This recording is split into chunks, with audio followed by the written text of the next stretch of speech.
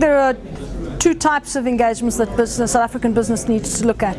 The first is obviously the opportunities that are available within BRIC countries, and there our participation, I think, as members of the BRICS can be a platform on which we can argue for some of the constraints that we've experienced in terms of investment in those countries being removed. I think that's the first point.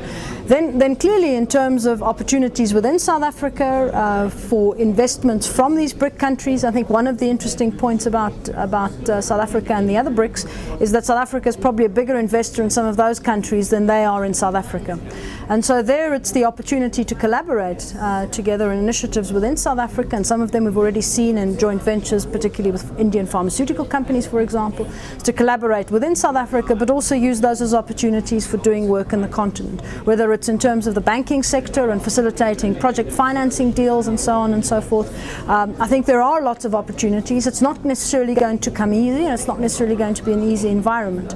But I think it's now is the time to start thinking about those and start developing those networks with companies in those countries. I think one of the biggest challenges really is some of the structural constraints that we face in our economy in terms of being able to attract investment in certain sectors here, in terms of our being able to be competitive and have high productivity, which is all about competitiveness, where we find the key challenges, particularly vis-a-vis China.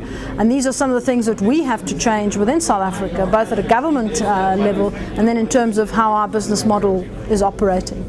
But clearly the other important aspect is really we need to develop a concept of South Africa Inc., where government and business are working closely together in meeting the objectives that the government itself has set about, which is reducing unemployment, and doing that in a way that actually positions us globally. You know, competition these days is not about competition within the country, it's about how you position yourself globally and whether you're competitive globally. And I think that's the benchmark we have to consider. I think that, you know, if you're going to be serious about using South Africa as a gateway into Africa, we have to get rid of exchange controls and capital controls, because they don't really make any sense. And if you look at countries which are investing in Africa, typically they'll hold their investments through a Mauritian holding company. There are tax reasons for that, but there are other reasons, because Mauritius, in economic terms, has the most liberal investment environment in Africa. So if South Africa is serious about being this gateway into Africa,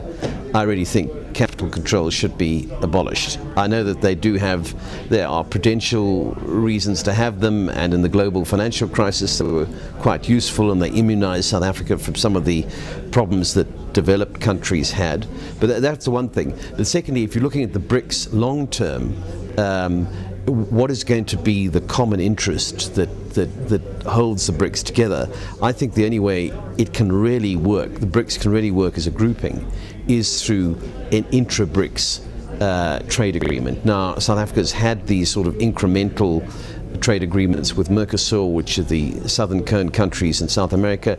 It's looked at something with India. It has this IBSA grouping, which is India, Brazil and South Africa, and obviously now China and Russia come into the equation. I think this is an opportunity to develop a BRICS common market, as it were, which really would be a very, very interesting concept, given the fact that the World Trade Organization, the Doha round, seems to be failing 10 years after it was started. The S in BRICS must not just stand for South Africa, but for SADC. SADC as a regional market is 250, 260 million people, a quarter of a billion. We're much bigger than Russia, we're bigger than Brazil, we're even bigger than other candidate members like Indonesia. So I think the key challenge for us is for us to be taken perhaps something more seriously by the economic forecasting community, by global capital perhaps, is to integrate our own economic hinterland, the SADC neighborhood, if you will. And I think then the arguments about whether we deserve to be included in a BRIC or not will fall away. And I think that just will not just provide opportunity for South African companies, but increasingly the other BRIC countries will regardless, hopefully rightfully so, as the springboard, as a market access point that actually we are into our own region. Our African states are very guilty of not trading with each other. Intra-regional trade by some counts is in single digits, compared to Asia, which perhaps is approaching 60%, and EU perhaps is 2/3 of total trade is intra-regional. So, but we can't outsource the responsibility for integration to Beijing or to Delhi or to Sao Paulo. Ultimately, it's our responsibility. Of course, the sizable investments or capital being made available by these BRIC countries in infrastructure in the region can only facilitate integration of our own region. I think conversations, political conversations, perhaps high-level business conversations around the alignment of respective interests, the alignment of multilateral interests in the region to better, should we say, align efforts toward integration can go a very long way.